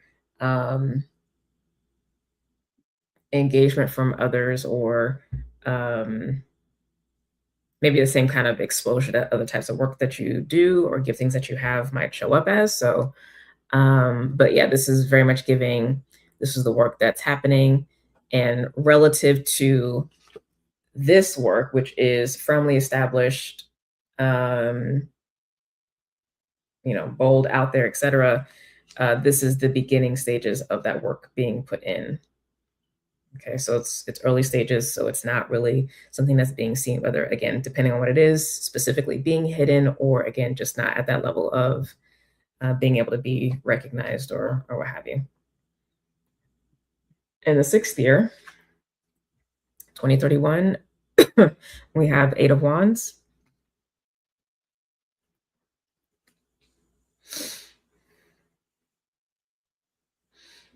Okay, so this is now whatever that divine assignment or divine assignments are, and the light work is for folks, for light workers. This is out and about, being seen, being recognized, being in the mix, seeing how it goes. Right? That's Eight of Wands. Nothing is hidden at that point. So, so either, again, depending on what the previous year has been, this could be making that conscious effort to have it be seen and have it been known if you were purposely hiding it, or whatever the work you has been doing finally does start to be seen. And again, this is a light worker message, so this is in various context dimensions in terms of being seen, being not being seen, etc. Okay.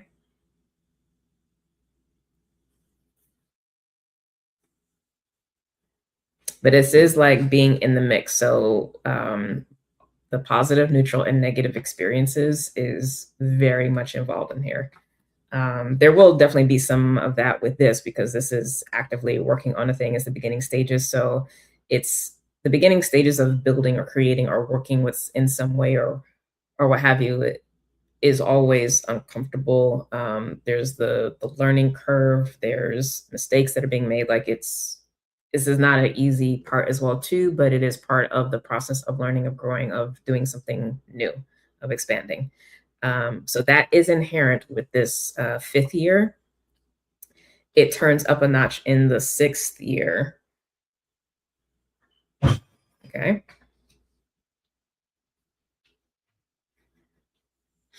I'll take that noise outside as a confirmation. All right, seventh year. So 2032, we have the Hanged Man. So, Hangman definitely always represents a forced surrender. This is the seventh year, so it's that momentary pause. What this can mean is a maintaining of what has been showing up in the previous year, so in year six. So it's not necessarily like new things happening, but um, there may be continued growth, not necessarily because you're doing more, but because it's kind of riding the momentum. But um, you might have essentially like reached the peak of output that you can have to create change. Um, this can also signify recovery depending on how volatile this year has been, the previous year has been. And it can also signal a checking in with spirit about things, needing to shift perspective. This might be some re strategizing, more of like a Seven of Pentacles vibe.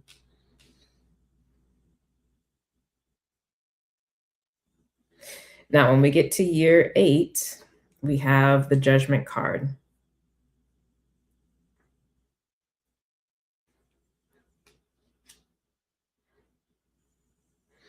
I will say these next few years are the 7, 8, 9, and 10 years are going to be a little tricky. So year 8 is what, 2033?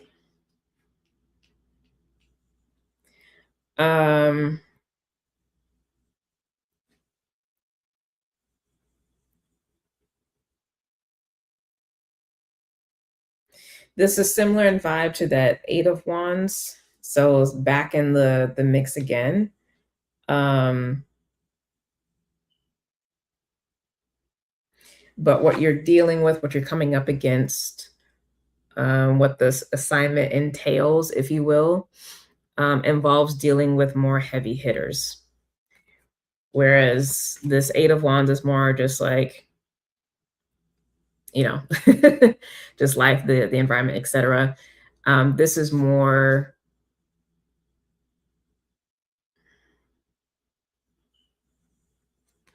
to use a video game reference, this is just like being in a world where it's like all NPCs. In that year 6, year 8 is being in the game with other players. And holding your own. Like there are other players here, but like at this point in the process, like it's still kind of like coming out with the new thing for all parties involved. But there is a lot of experience that is gained in year 6 and 7. And so there's a maturity in tactics, action, strategy, etc. that shows up. And so the stakes get higher. What's required is more. There's ability to gain more. There's also ability to lose more as well. Now, Judgment can also talk about a call to action. So there may be a call to push more, to engage in more, whatever from spirit, whatever that's going to be. But it's definitely more of this is more of a digging in vibe than year 6. Okay. Next, year 9, 2034, we have the Death card.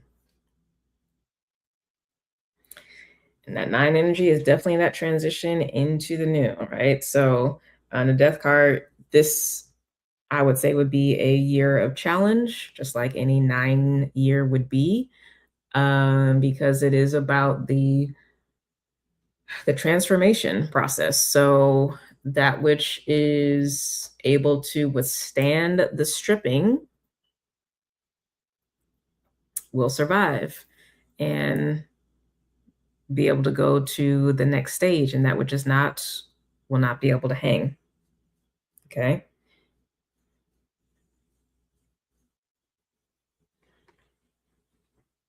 So that's this process for everybody. It's also, as a side note, this is actually funny to see this card coming after this because this is like such a bigger engagement. And this poor dragon here, like with the tattered the tattered wings. I'm like, I'm still here. But I've been through some shit. So yeah, your 8 might be a little tough for in that regard, but your 9 is that stripping phase or the recovery from that.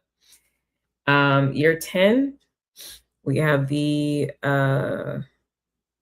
2 of Swords.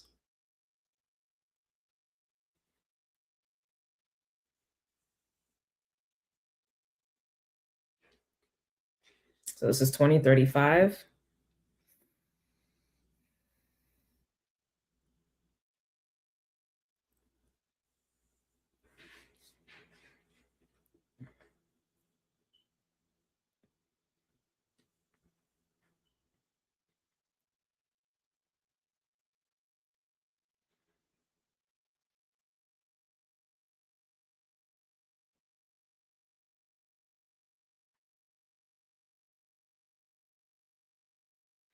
This is another time of deep listening.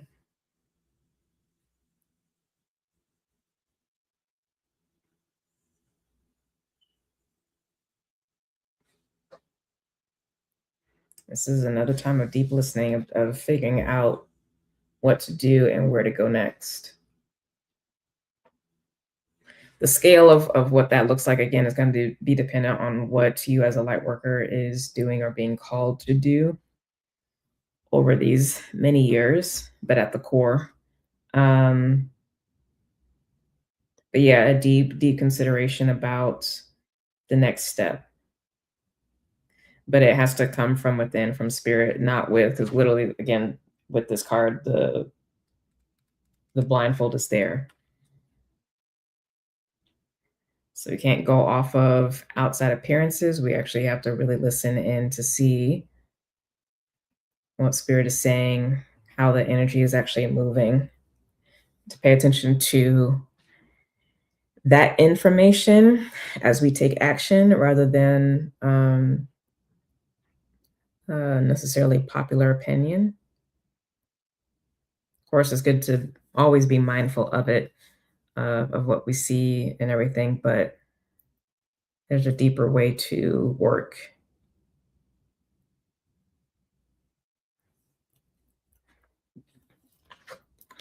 Year 11, we have the Knight of Pentacles showing up again. So this night energy is action, forward motion. We're back to the Pentacles energy as a pentacle in a hand and is moving forward. So whatever the considerations, adjustments are that happen in the year prior, in year 10, decisions that are made, we're now moving forward after a few years of a lot of activity and a lot of output, and then some recovery time.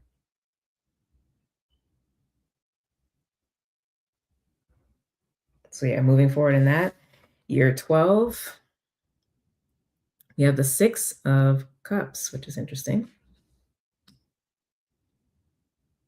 This year 12 is actually 2037.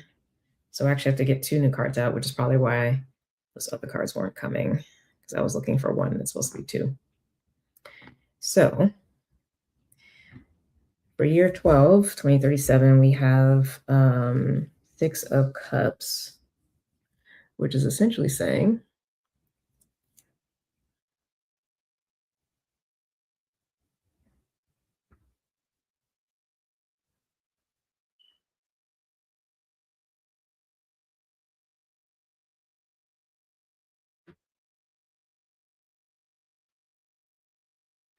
oh, this is interesting. So with this, the 6 is coming through strong for me, and it's reminding me again of this 8 of Pentacles, but how previously we had that 6 of Pentacles, and it's this dragon is starting to put energy on the 7s. So being back here again where we have 6, so it's like it was the growth of a minimum of 2, but definitely more than that because we got to the King, but growth of a minimum of 2, if not 4, to go from the 8 of Pentacles to the King. this is really 14 for me, but 14 might be the max of transition that can happen within the first and the third year, essentially, of this transit.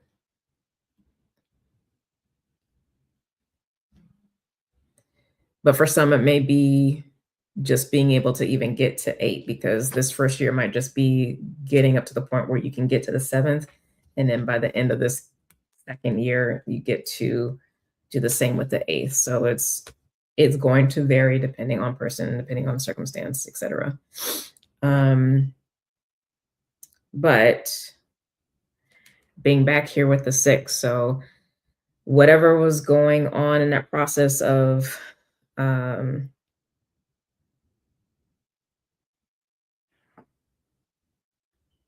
the new that had been engaged with, because this is cups, not pentacles, and the new assignment or gifting came through with the Queen of Cups. So this is of the new thing, not what has been built up to a good steady level.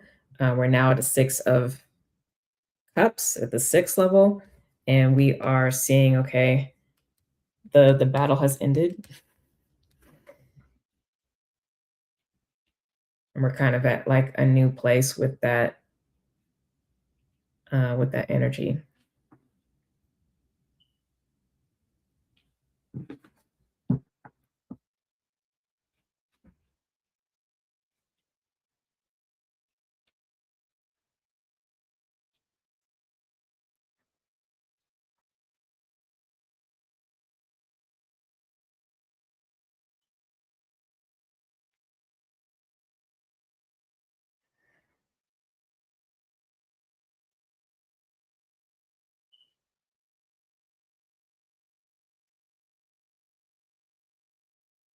So that year 11 may be still a lot of recovery energy, and year 12 might be more of the stabilization and beginning to feel the wheel turning again towards forward momentum for the light.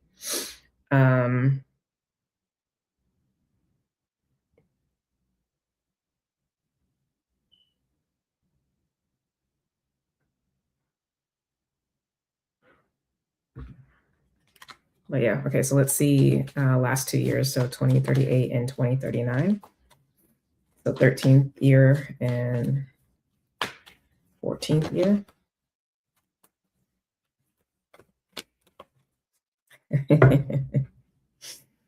I love it. 13th year, we have the King of Wands. 14th year, we have the Fool. So literally the beginning of a new cycle, because this is going to be 2039 when we officially start the Taurus cycle after we complete that last final retrograde into Aries. So, okay. So the 13th year, 2038, with the King of Wands here. This is only the second fire card. I like this energy because this is feeling like success in grounding and solidifying whatever the Aries themes are, whatever the divine assignment is that came in during this time period for Lightworkers and for the light in general, because this is, again, multidimensional. So I'm speaking in very various levels right now. Because this is fixed fire. So this is, in the first part of the message, we were dealing with the cardinal, right? This is Leo energy. We're still obviously in the same message, but this is the fixed fire. So that which has withstood the volatility and engagement with existence in the last part of this cycle, that has been able to sustain and survive, is strong and steady, and is able to be propagated here. So yeah, it's the hard won success at that point. And it is literally forward thinking because this energy is looking directly at that the next year to 2039, the 14th year, with the Fool card, which is literally the beginning of a new cycle. This energy is the catalyzing, fertilizing energy for this new seed. So based off of the experience, the whatever's unlocked, whatever's built, etc., whatever the light work is during this transit, is then what helps to unfurl the next petals of this flower as we shift into the Taurus cycle. And so that retrograde in those last couple months leading into the first part of 2039,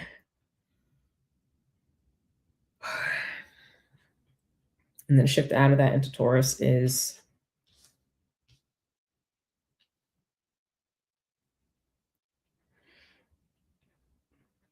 what that is. This is deep potential.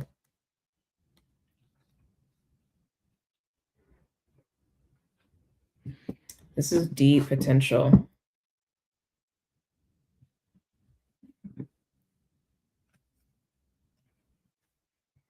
And I believe around that time, Saturn will also be shifting into Taurus, if not that year, maybe the year after. I'm really like want to do that Saturn and Neptune conjunction message. I'm looking forward to that, God willing. I'll be able to do that in the months ahead.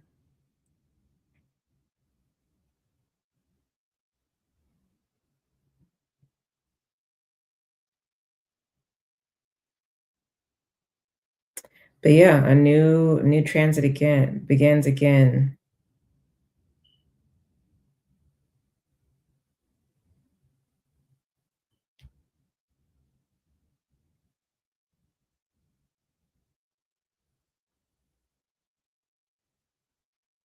But what it is unknown. I'm trying to like tap into that, but it's like no, it's hidden in that egg. It's not to be known, like the nature of what this is, what this means, what's next. At least not yet. But obviously, the closer we get to it, the easier it'll be to see, especially in these last few years. So 11th, 12th, 13th years, we'll probably have a sense of it. Leading up to that point, though, no, we're going to be focused on whatever this divine assignment is that's coming up.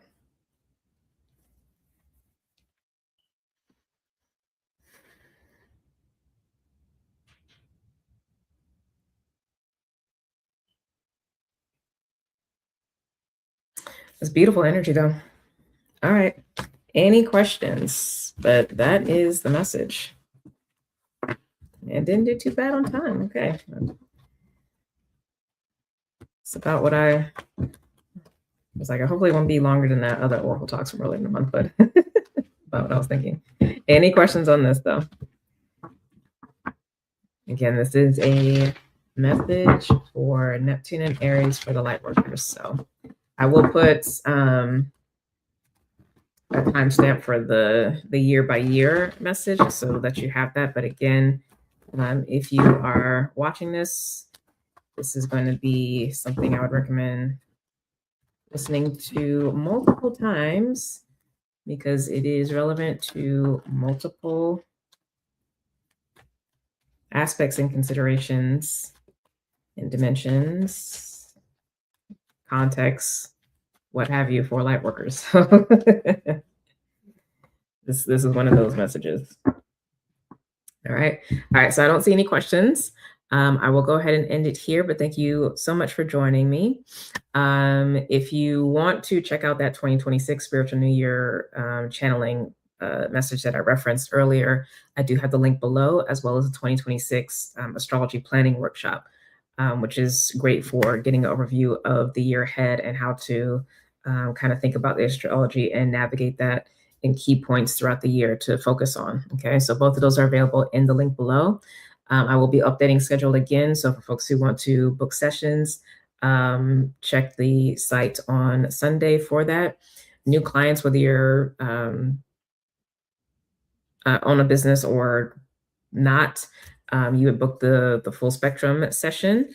That's linked below. Anybody who's returning, you can just do an individual coaching session or a business session, depending on obviously your circumstance. So you can go to the session page and choose whatever works best for you.